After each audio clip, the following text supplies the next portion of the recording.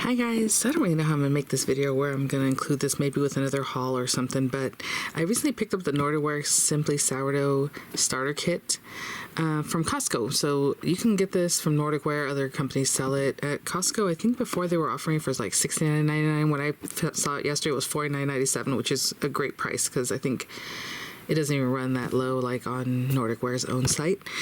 But if I can find a link for you guys, I'll link that for you. That would be an affiliate link, which means I'll make a small commission for your purchase items to those links. So when I picked this up, I already started some sourdough, so I do need to score it. So I'm like, well, I'll open this up for the lame that's in there. A lot of these items I already have, but it never hurts to have another one of these kind of whisks, your dough, what do they call it? I think it's Danish whisk. There you go.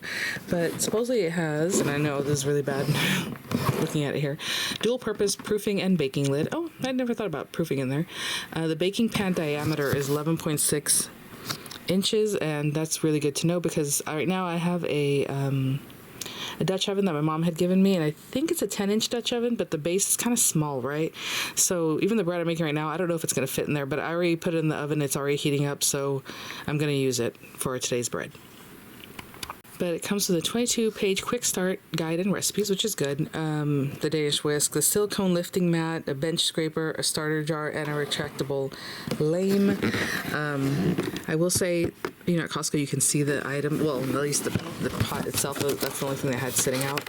And it's metal, it's not cast iron or anything like that. So, you know, as far as the heat distribution, I don't know how well that's going to do, but I do have a pizza stone or a bread stone, so I can always put that down at the bottom rack, you know, and then let that, because that'll kind of help the heat evenly distribute a little bit better. But it does have this Simply Sourdough starter kit for homemade bread. It does not come with a starter, so you're going to have to make your own. This one actually, or buy one, right?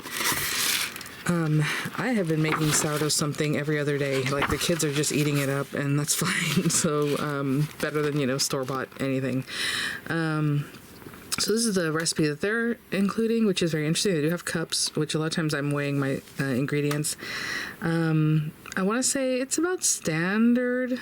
Oh, they're telling you to use instant rapid rise yeast.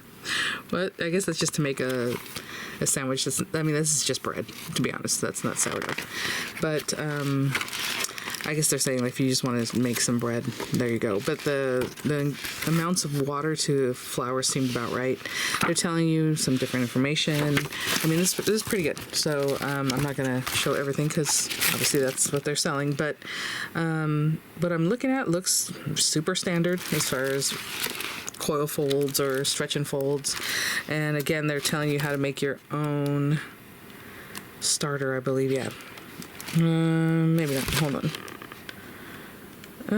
Yeah, I don't know. It tells you, I thought it told you how to make your own. Oh no, it just says make your own, but it doesn't. Let me see if it has it doesn't really have the info for that. It is telling you some information about, like, how your bread looks. So yeah, they're not telling you how to make the starter, but I suppose you can make your own. And then look at that. Certificate of birth. Their sourdough starter's name. That's funny. I got mine from my friend when I visited her in Monterey in December. Okay, so this just has some tape down here. I'll cut that.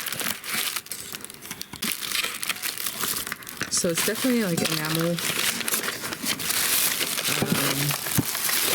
Yeah, that book, it's very basic. Very, very basic. Let me see what they said as far as their sourdough recipe, because the other one was...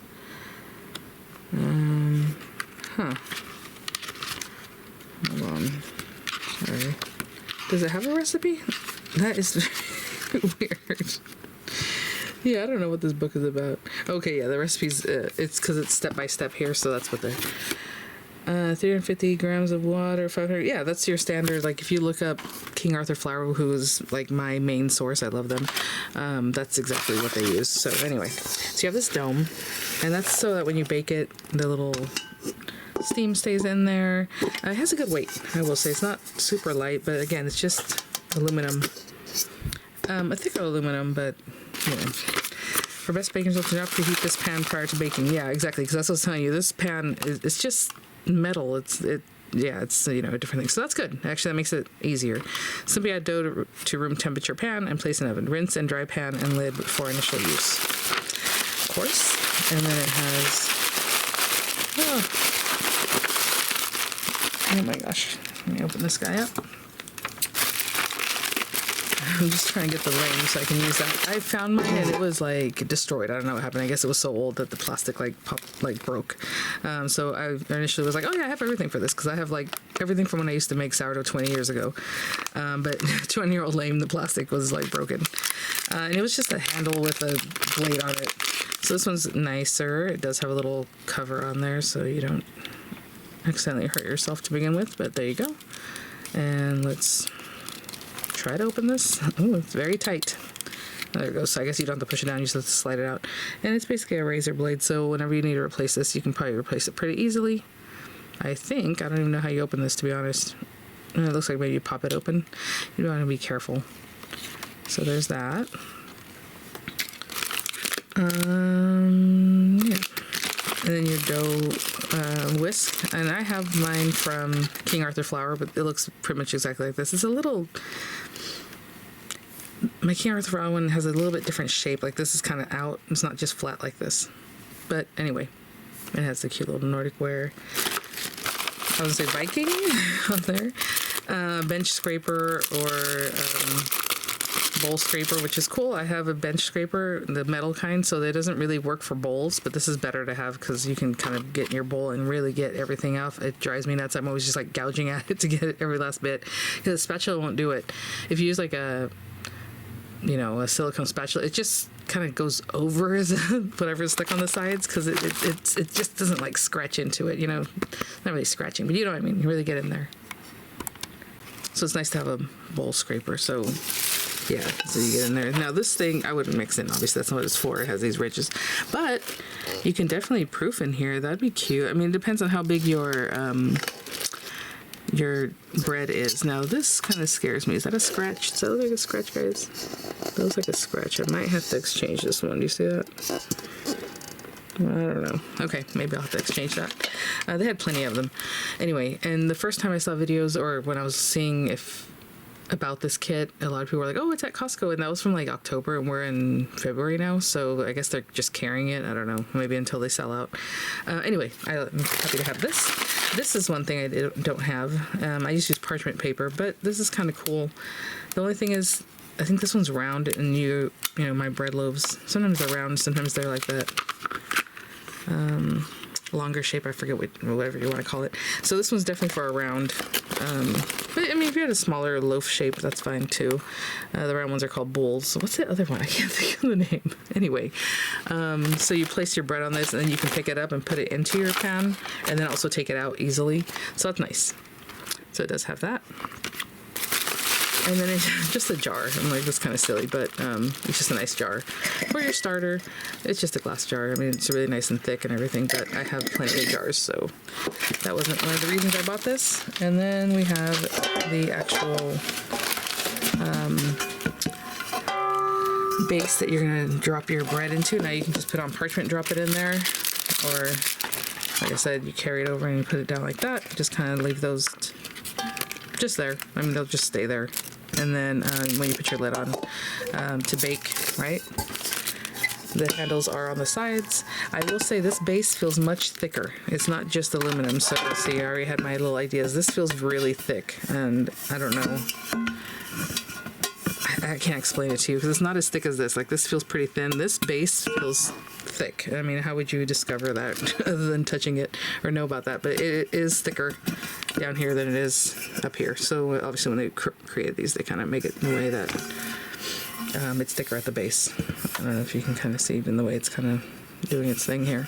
Yeah, and it's nice and heavy. Actually, it has a good weight for it. If you're thinking an aluminum pan, you think it's going to be really light, it has a good weight to it. So that's good to know. It looks like nonstick.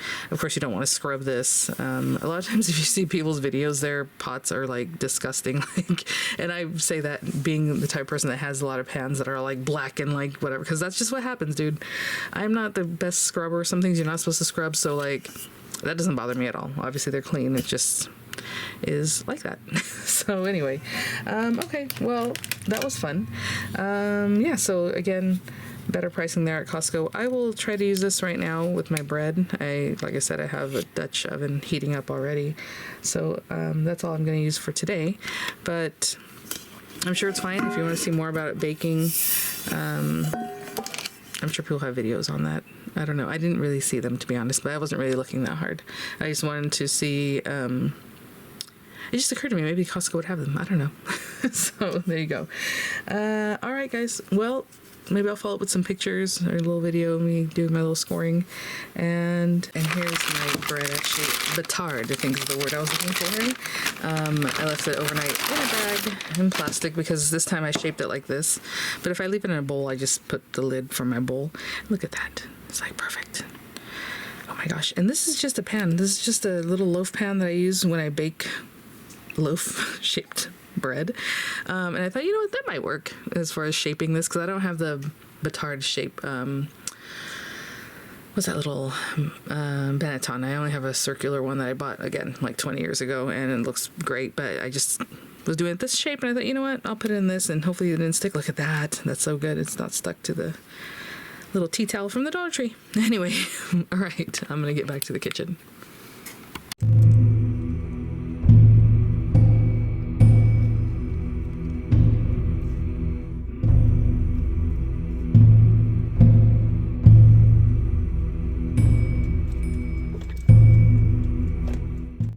Okay, and since I'm always about teaching, I went to open this and this thing popped off. I'm like, oh, well, that's how you switch it out. Look, it just pops out. So make sure this is completely retracted, and then this goes right in this area. Now, where's the circle, even though you would think that? It goes right down there. So if you were to replace it, just obviously take this one out. You can take this out wherever you want. And then remove that, put a new one in, I suppose. Right? But, I mean, this is going to stay sharp forever. You're just cutting dough like this, like, you know, once, twice a week. It'll be fine. Oh, another tip since we're here. I've had these bowls forever. You can find them at the Dollar Tree. They have bowls exactly like this with a plastic lid, you know, for $1.25, whatever it is now, $1.50 possibly. And this is what I mix my sourdough in. So again, you don't have to like hand knead it and all that stuff. You're just doing your stretch and folds and stuff like that. But anyway, at the beginning it's all shaggy, and I just mix it in here and I put the lid on and I put it in my oven with the light on if I wanted to cook, you know, to heat up faster, to ferment faster. Otherwise you can put this in the fridge, but I like that it has a lid because, you know, you're always wasting basically plastic, something to cover it, right? A saran wrap or cling wrap. And this works really, really well. I mean, it just does the job. So you don't have to have all these expensive things. You can even, what they call free bake, which is basically just baking your bread. Like back in the day, I never did Dutch ovens or with that or cover them up or in any way. It was just, you put it in your oven, you spray a little water, you know, maybe a little skillet in there with a little couple ice cubes to do some steam. No big deal. And you just bake it. But now, of course, everything has to have a name. So it's called free bake when you just bake it like anything else. So anyway, so yeah, I mean, you just shape it, put on some parchment, you know, put it in your oven. I don't know. Anyway, I just want to show you that because this, I love this. I'm using it all the time. My cinnamon rolls go in here. Everything that's dough goes in here. And I think when I bought them, it was a pack of 2. But you can definitely find this exact thing at the Dollar Tree. Okay, I just had to show you this guy because it was Batard shape, but then again, my Dutch oven's kind of small, so when it went in there, it got round anyway, so which is fine, I don't care. I just need to put it in something, right? And I didn't want to bring out my Benetton, but not bad. I think this is probably one of my best loaves ever. I've been working on this off and on maybe for a month now, and it's true. It's like once you start working with it, you are going to understand it better, and you know, I think that's a hard thing to hear because you like want someone to just tell you, but this was actually Costco all-purpose flour, and I used less water and it came out perfect. And I've done it before just using a standard sourdough recipe and it did not come out perfect. It was kind of flat, so still good. That's the other thing. There's like macaron. When you make macaron, you know, they might have feet, they might, you know, be perfect, they might not, they might crack on the top. They're still going to taste good. You can eat them. Same with the sourdough, honestly, unless it's like super dense and like not cooked through or not baked through, then that's a problem. But I've eaten all of them. Every one of my kids like, oh, this one's good, this one's good, this one's better than the last, or whatever, you know. So I overproofed one, and it just had the best flavor. So like, who knows, you know? Like it just seems to work. This is really pretty though. It just came out, so it's like super hot. I don't want to retouch it. So I'm gonna take it off of this too, because what happens is it'll start sweating if you leave it on the parchment. So I'm gonna take that off. I mean, it cooked and baked perfectly all the way through. It opened where it was supposed to open, which is great. I used the lame like you just saw, and that's it. And then the other thing is, I mean, there are so many things that you should have. With this one, you really do want to check the temperature. I mean, you can just bake it, 25 minutes with the lid on, like people say, and then 20 minutes off at 450 after it was at 500, just to get your Dutch oven nice and hot. But it might still be raw in the middle. Not raw, but like doughy, you know what I'm saying? So I definitely check the temperature. So that's one thing I would say you probably absolutely need. Probably absolutely need. And I just put a little bit of seeds, a little everything bagel down underneath the dough before I popped it in there, So that's what you see on top. And then, what else? Okay, so with the one from Nordicware, it says there, do not heat it up first, just place, your dough in there. Also, I took this right out of the fridge and into the oven. I didn't let it rest. So if you want to let it come to room temperature a little bit, you can definitely do that. I did not, and this is the result I got. All those little subtle changes make differences, right? So something to think about. But anyway, in there it says not to heat up the pan. So you're just going to place it right there if you let it rest, or if it's right out of the fridge. Put it in your oven with the lid on. Again, most standard recipes bake at 450 for 25 minutes. Take the lid off, and then another 20 minutes. You want to throw some ice cubes in there, you can do that. I did that with this one. Underneath the parchment, you don't really want the water going into the sourdough, so try to get the ice cubes underneath your parchment or underneath that that helper if you have that, that silicone helper. Yeah, that's it. So I said silicone, I don't know. It's like Silpat material. But anyway. All right, I mean, this is beautiful, and it smells so good with these. I mean, I totally forgot that I had put these little spices there. It's just Trader Joe's everything bagel. So when I flipped it out to bake it, I was like, oh, it smelled so good, and I totally forgot that those were in there. So anyway, this whole time that's been baking, it smells amazing. All right, yeah, I mean, I have 100% this thing baked up really well. I know it's going to look good inside. Like I said, I don't want to touch it. It's really hot. So, all right. Thanks for watching, guys. Bye now.